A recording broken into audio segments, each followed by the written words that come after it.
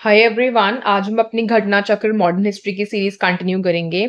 आज का टॉपिक है Simon commission 1927। Okay, let's get started.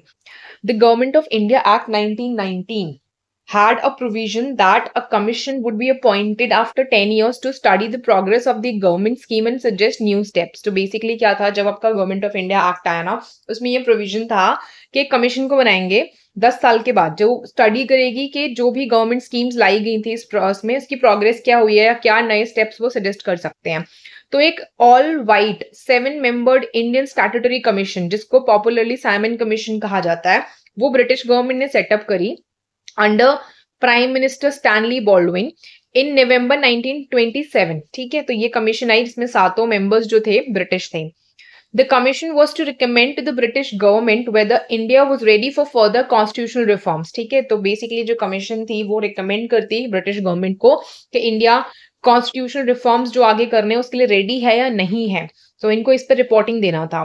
This commission was chaired by Sir John Simon and had 7 members. Since none of its members was Indian, it was opposed and boycotted by the Indians, and this commission was termed as White Commission by Indians. Okay, so अब यहाँ पे important चीज ये है याद रखने वाली कि इसके जो चेयरमैन थे वो सर जॉन साइमन थे।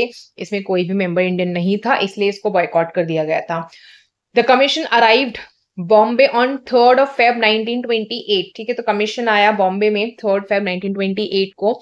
Chairman of this commission sir John Simon, ये एक मेंबर थे लिबरल पार्टी के। whereas Clement Attlee, who was the prime minister of England during India's independence, was also a member of this commission। तो जो Clement एटली थे ना उस time पे, वो भी इस कमीशन के मेंबर थे from Labour Party. INC in its December 1927 के सेशन में जो मद्रास में हुआ था, वो डिसाइड करते हैं कि हम साइमन कमीशन को ना अपोज करेंगे। फिर 3rd Feb 1928 को साइमन कमीशन इंडिया में अराइव करता है and country wide strikes follow होते हैं। तो जो प्लेसेस थे approached bye commission witnessed complete strike and slogan, जिसपे लिखा था साइमन कमीशन गो बैक। ठीक है, तो कंप्लीटली लोगों ने इस चीज के लिए उनको बॉयकॉट किया, स्ट्राइक्स अरेंज करी। ये स्लोगन यूज करा गया था as a protest in several rallies. Lala Lajpat Rai, who was leading a rally in the protest of Simon commission, ये सीवियरली इंजर्ड हो गए थे एक लाठी चार्ज में जो पुलिस ने उन पे किया, एंड ही सकम टू हिज इंजरीज। ठीक है, इस इंजरी की वजह से, जो इन पे लाठी चार्ज हुआ उससे इंजरी हुई, उसकी वजह से उनकी डेथ हो गई। लाला लाजपत राय एक मेजर पॉलिटिकल लीडर थे पंजाब के, who led the freedom struggle against the British rule. He is also known as Punjab Kesari, उनको पंजाब केसरी भी कहा जाता है। नेक्स्ट देखिए, नेहरू रिपोर्ट 1928, जिसमें प्रोविजन था डोमिनियन स्टेटस टू इंडिया का, was prepared as an answer to the Simon commission. ठीक है, तो बेसिकली साइमन कमीशन के रेस्पॉन्स में एक तरीके से नेहरू रिपोर्ट को बनाया गया था। It was prepared by an all party committee, जिसको हेड किया गया था मोतीलाल नेहरू के द्वारा, जिसमें Jawaharlal Nehru was the secretary. This committee had 9 members, इसमें इंक्लूड करे गए थे 2 मुस्लिम मेंबर्स भी। इस रिपोर्ट में डोमिनियन स्टेटस जो था इंडिया का वो डिमांड करा गया था इंस्टेड ऑफ कंप्लीट फ्रीडम। तो आपसे ये पूछा जाता है कि नेहरू रिपोर्ट में हमने कंप्लीट फ्रीडम मांगा था या डोमिनियन स्टेटस, तो हमने डोमिनियन स्टेटस मांगा था। यूनाइटेड कॉन्स्टिट्यूएंसीज एट प्लेसेस, जो कि रिजर्व्ड होंगी माइनॉरिटीज के लिए, ये सजेस्ट की गई थी instead of separate electorates.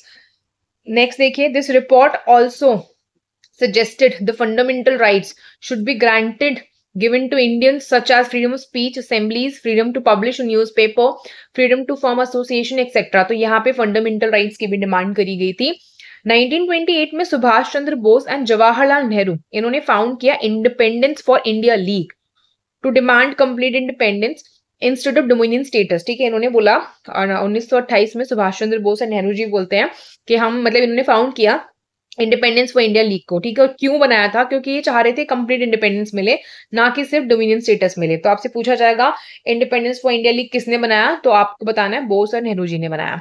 Next देखिए, when did Simon Commission visited India? So it was 27, 29, 28, 31. So it was 1928. Okay, सीधा आंसर। मॉन्टेगो चेम्सफोर्ड रिफॉर्म हुए थे। ठीक है, तो उसका एक्ट आया था 1919 का। इसने प्रोवाइड किया था कॉन्स्टिट्यूशनल कमीशन के लिए to review its working. Simon commission appoint करी गई थी नवंबर 1927 में by the British conservative government under Stanley Baldwin to report on the working of the Indian constitution established by the government of India act of 1919। ठीक है, basically यहाँ पे क्या करा गया था कि ये जो कमीशन थी उसको लाया गया 1927 में, और वो जो भी 1919 का गवर्नमेंट ऑफ इंडिया एक्ट था उसकी वर्किंग के ऊपर रिपोर्ट देने के लिए आई थी। The commission consisted of 7 members, जिसके चेयरमैन थे sir John Simon. The commission did not consist of any Indian member, कोई भी इंडियन मेंबर नहीं था। So Indians oppose and boycotted this commission, इसको व्हाइट कमीशन बोला गया था। साइमन कमीशन बॉम्बे पहुंची थी 3 फरवरी 1928 को। देन नेक्स्ट क्वेश्चन देखिए, the people of India agitated against the arrival of Simon commission because, तो इन्होंने क्यों एजिटेट किया? First option says Indians never wanted the review of the working of act of 1999, ऐसा तो था नहीं, ठीक है, 1919 के एक्ट को हम मतलब उसके रिव्यू को हम मना कर रहे हैं, ऐसा कुछ नहीं था। Simon commission recommended the abolition of dyarchy in the provinces, ऐसा भी नहीं था। अब वही ना कि अराइवल पे ही हम ये चीज क्यों करेंगे, तो रिपोर्ट के बाद था। There was no Indian member in the Simon commission, that is correct. The Simon commission suggested the partition of the country, no it is not. So C is the correct answer. Then Simon commission को appoint कब करा गया था? देखिए appoint 1927 में करा गया था और अराइव वो इंडिया में कब हुई थी? 1928 को हुई थी। तो यहाँ पे अपॉइंटमेंट पूछा है 27, ठीक है, अराइवल पूछता 28। नेक्स्ट देखिए, साइमन कमीशन 1928 में इंडिया आई with the purpose to consider administrative reform, improve education, improve agricultural sector, evaluate military capacity. तो हमें पता है वो बेसिकली एडमिनिस्ट्रेशन के रिफॉर्म्स को कंसीडर करने के लिए इंडिया आई थी। नेक्स्ट देखिए, Simon commission of 1927 was boycotted because Congress felt that people of India are entitled to Swaraj. No. There was no Indian member. That's correct. It supported the Muslim League. No. There were differences among members. No. Next देखिए, who among the following member of Simon Commission belong to Liberal Party? तो अभी मैंने आपको बताया था कि जो sir John Simon थे जो लिबरल पार्टी से थे, ठीक है, और एटली कहाँ से थे? ये लेबर पार्टी से थे, अगर इनका ऑप्शन आपसे पूछ लिया जाए। स्टीफन वॉल्स नहीं है, विस्काउंट बर्मन नहीं है। नेक्स्ट देखिए, the chairman of Simon commission जो थे सर जॉन साइमन, वो लिबरल पार्टी को बिलोंग करते थे, जबकि क्लेमेंट एटली प्राइम मिनिस्टर थे उस टाइम इंडिया के फ्रीडम के टाइम पे, तो ये लेबर पार्टी को बिलोंग करते थे, ठीक है। एटली ना जब 1947 का टाइम पीरियड था उस टाइम पे पीएम थे इंग्लैंड के। देन देखिए, on whose suggestions were the Indians kept out of the Simon commission? Lord Reading, Sir John Simon, Lord Chelmsford या फिर लॉर्ड इरविन? तो ये थे लॉर्ड इरविन, इनके कहने पे इंडियंस को साइमन कमीशन से बाहर रखा गया था। Indians were kept out of the Simon commission on suggestion of Lord Irwin. जो साइमन कमीशन था ना वो इंडिया 1928 में आया। None of the members of this commission was Indian, thus Indians oppose करते हैं कमीशन को, उसको व्हाइट कमीशन कहते हुए। नेक्स्ट देखिए, the Congress boycotted the Simon commission, that's true. Simon commission did not have a single Indian member, अब यही reason था, दैट इज करेक्ट। तो दोनों एक्सप्लेनेशन और आंसर ठीक है, ए आंसर है। Congress and other Indians opposed the Simon Commission as it did not have any Indian member. Both A and R true है, R is the correct explanation of A. Next देखिए, which of the following statements are true about the Simon Commission? Select the correct answer from the codes given below. It was appointed to inquire into the working of 1919 Act. That's correct. इसको head करा गया था sir John Simon के द्वारा, that's also correct. It recommended a federal form of government, ये भी ठीक है, आप रिपोर्ट जब इनकी पढ़ोगे तो आपको मालूम पड़ेगा इन्होंने फेडरल फॉर्म ऑफ गवर्नमेंट का सजेशन दिया था। It was opposed by Indian leaders, that's also correct. So answer है all of the above. Next question, इसका आंसर देख लीजिए पहले, यहाँ पे सारा रिपोर्ट भी दिया है इन्होंने। जो मॉन्टेगो चेम्सफोर्ड एक्ट था 1919 का, वो प्रोवाइड करता है कि कॉन्स्टिट्यूशनल कमीशन बनाया जाएगा जो रिव्यू करेगा वर्किंग और उसके ऑपरेशंस को। गवर्नमेंट ऑफ इंडिया एक्ट 1919 ये पास हुआ था on the basis of recommendations of Lord Chelmsford and Samuel मॉन्टेगो।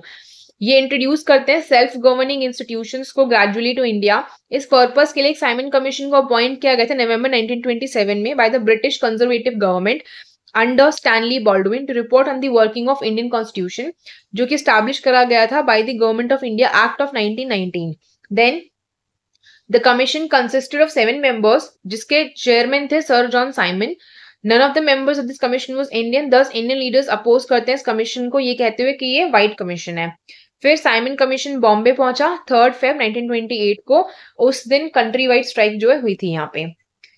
फिर देखिए, with reference to Simon Commission का recommendations, which one of the following is correct? आपको इनके रिकमेंडेशन के हिसाब से करेक्ट स्टेटमेंट बताना है। It recommended the replacement of dyarchy with responsible government in the provinces. It proposed the setting up of inter-provincial council under the Home Department. It suggested the abolition of bicameral legislature at the center. It recommended the creation of Indian Police Service with the provision for increased pay and allowance for British recruits as compared to Indian recruits. अब यहाँ पे simple सी चीजें एक correct है, क्योंकि उन्होंने कहा था कि डायरकी जो है ना प्रोविंसेस से उसको हटा दो और उसकी जगह रिस्पॉन्सिबल गवर्नमेंट को ले आओ, ठीक है, replacement of dyarchy with responsible government in the provinces. यहाँ पे दिया गया है कि जो गवर्नमेंट ऑफ इंडिया एक्ट था 1919 का, उसने डायरकी का सिस्टम लाया था प्रोविंसेस को गवर्न करने के लिए of British India. This act had a provision that a commission would be appointed after 10 years to investigate the progress of the governance system, ठीक है, जो गवर्नेंस स्कीम है, सिस्टम है, उसको देखने के लिए 10 साल के बाद एक कमीशन लाया जाएगा एंड वो नए स्टेप्स बताएगा रिफॉर्म के लिए। The other statement in context to Simon commission वो इनकरेक्ट है। नेक्स्ट देखिए, Lala Lajpat Rai was injured in lathi charge in protest to Simon commission, that's correct. Rowlatt act no, quit India movement no, government of India act no, ठीक है, तो ये Simon commission के दौरान जो लाठीचार्ज हुआ उसमें मारे गए थे। 1927 में ब्रिटिश गवर्नमेंट इंग्लैंड में डिसाइड करती है कि हम एक कमीशन भेजेंगे जिसको हेड कर रहे थे लॉर्ड साइमन, जो इंडिया का पॉलिटिकल फ्यूचर डिसाइड करेगी। The commission had no Indian representative, ठीक है, इसकी वजह से ही क्या हुआ, ये जो डिसीजन था उसने एक आउटरीच किया इंडिया में। इंडियन नेशनल कांग्रेस अपने मद्रास सेशन में दिसंबर 1927 में डिसाइड करती है कि वो कमीशन को बॉयकॉट करेगी। जब कमीशन अराइव करता है तो इट मेट विद डेमोन्स्ट्रेशन जिसमें बैनर्स लिखे थे साइमन गो बैक। 1928 में जब साइमन कमीशन लाहौर में विजिट करते हैं तो लाला लाजपत राय वहां पे एक नॉन वायलेंट प्रोटेस्ट करते हैं उसके खिलाफ में। The police struck back with lethal force carrying out an lathi charge, ठीक है, उन्होंने क्या करा, पुलिस ने वहां पे बहुत ज्यादा लाठी चार्ज किया। Lala Lajpat Rai suffered severe injuries in the police assault and eventually उनकी डेथ हुई नवंबर 1928 में। देन नेक्स्ट देखिए, to whom was the title of Punjab Kesari conferred, के पंजाब केसरी का टाइटल किसको दिया गया था, भगत सिंह, लाला लाजपत राय, रंजीत सिंह, लाला हरदयाल, तो ये है लाला लाजपत राय। लाला लाजपत राय is also known as Punjab Kesari, was one of the major political leaders of Punjab who led freedom movement against British rule, ठीक है, तो इन्होंने ब्रिटिश रूल के खिलाफ में एक प्रोटेस्ट किया था। Then protest led by Lala Lajpat Rai was organized in Lahore 1928 में against Simon Commission. This is correct, we know. Simon commission did not have a single Indian member in it, अब हमें पता है ये protest ही इस वजह से किया गया था, सो दोनों चीजें ठीक है, ए आंसर होगा। 1927 में the British government in England decide करती है कि वो एक कमीशन को भेजेंगे जिसको हेड करा जाएगा लॉर्ड साइमन के द्वारा to decide India's political future. On February 3, 1928 Simon commission जो है बॉम्बे पहुंचती है। This commission had no Indian representative. Decision create करा, जो डिसीजन था ऐसे उससे एक आउटरीच क्रिएट हुआ इंडिया में। ऑल पॉलिटिकल ग्रुप्स डिसाइड करते हैं कि वो कमीशन को बॉयकॉट करेंगे। जब कमीशन अराइव करती है तो वहां पे डेमोन्स्ट्रेशंस होते हैं, बैनर्स थे जिन पे लिखा गया था Simon go back. Lala Lajpat Rai protest करते हैं against the commission at Lahore. During this he got severely injured in the lathi charge जो कि पुलिस ने किया था एंड उनकी डेथ होती है November 17, 1928 को। देन ए एंड आर दोनों इंडिविजुअली करेक्ट है और आर जो है एक का करेक्ट एक्सप्लेनेशन है। नेक्स्ट क्वेश्चन देखिए, Nehru report was prepared by ML Nehru, RK Nehru, JL Nehru, BL Nehru, तो हमें पता है मोतीलाल नेहरू के द्वारा रिपोर्ट बनाई गई थी, ठीक है, तो ए आंसर है। नेहरू रिपोर्ट 1928 डिमांड करती है डोमिनियन स्टेटस को इंडिया के लिए। ये प्रिपेयर करी गई थी in response to Simon commission 1927। Motilal Nehru chairman थे ऑफ ऑल पार्टी कमिटी जिसने ये रिपोर्ट प्रिपेयर किया था। जवाहरलाल नेहरू सेक्रेटरी थे इस कमिटी के। 2 जो मुस्लिम्स थे इंक्लूडिंग 9 अदर पीपल वो मेंबर थे इस कमिटी के। Then Who among the following had demanded first the dominion status for India? Rajgopalachari and Sardar Patel, Pandit Motilal Nehru and Govind Vallabhbhai Pant. Sorry, Govind Vallabh Pant, not Vallabhbhai.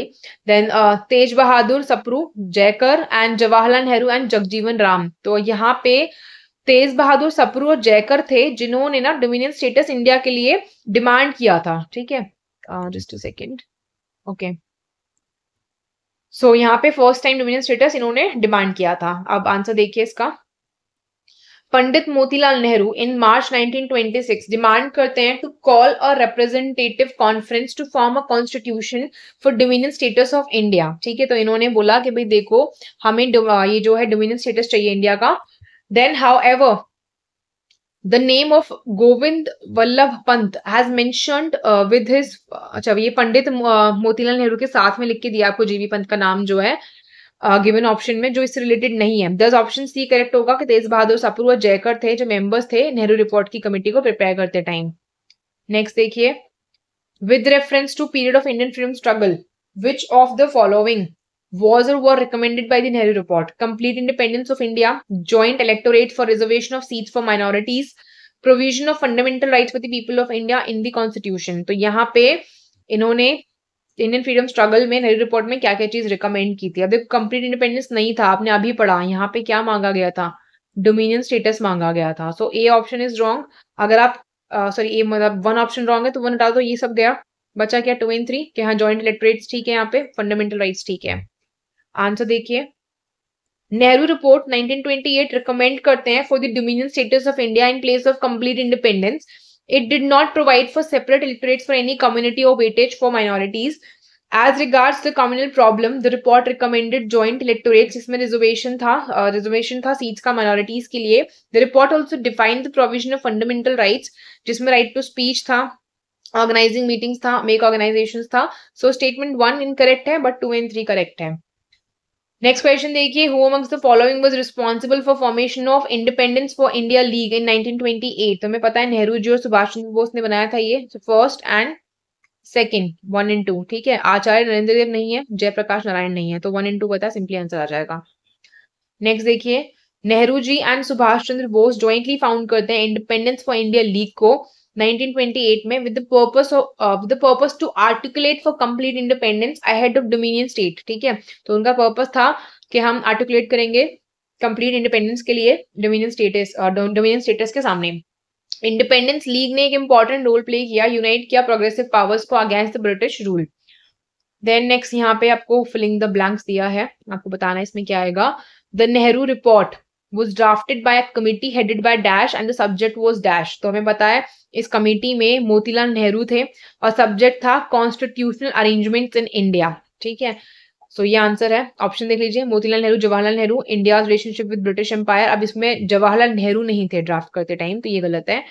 Then Jawaharlal Nehru and local self government, this is also wrong. Jawaharlal Nehru and constitutional arrangement, this is also wrong. ठीक है, तो Nehru report को draft करा गया था committee के द्वारा, जिसको हेड करा गया था मोतीलाल नेहरू के द्वारा, एंड सब्जेक्ट था constitutional arrangements in India.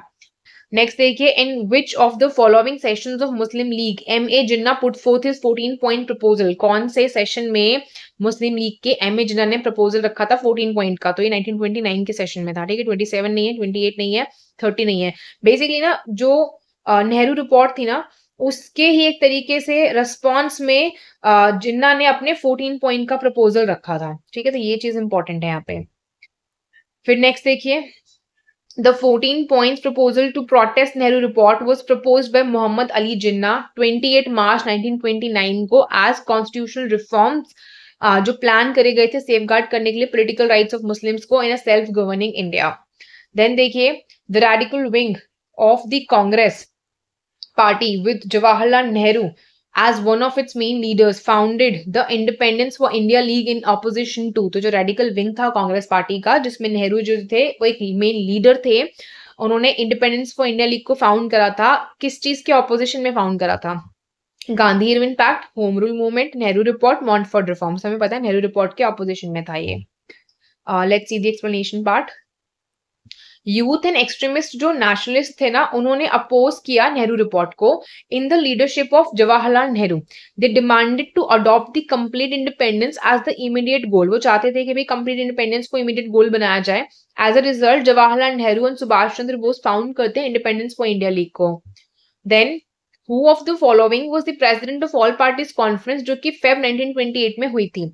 Motilal Nehru, doctor M.A. Ansari, Subhash Chandra Bose या M.K. गांधी? तो it was doctor M.A. Ansari. ठीक है, ये प्रेसिडेंट थे ऑल पार्टीज कॉन्फ्रेंस के।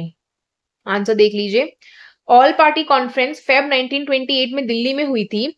Doctor M.A. अंसारी प्रेसिडेंट थे इस कॉन्फ्रेंस के। इसको अटेंड करा गया था रिप्रेजेंटेटिव्स और 29 ऑर्गेनाइजेशंस के द्वारा in response to appointment of Simon Commission, and challenge दिया गया था by Lord Birkenhead and then secretary of state for India. ये जो कॉन्फ्रेंस थी प्रपोज करती है कि ड्राफ्ट करेगी एक कॉन्स्टिट्यूशन जो प्रोवाइड करती है to form a responsible government in India. Other parties besides Congress in conference में वो थी Hindu Mahasabha, Muslim League, Khilafat committee etcetera. So ये चैप्टर भी हमारा कंप्लीट हो गया। Thanks for watching.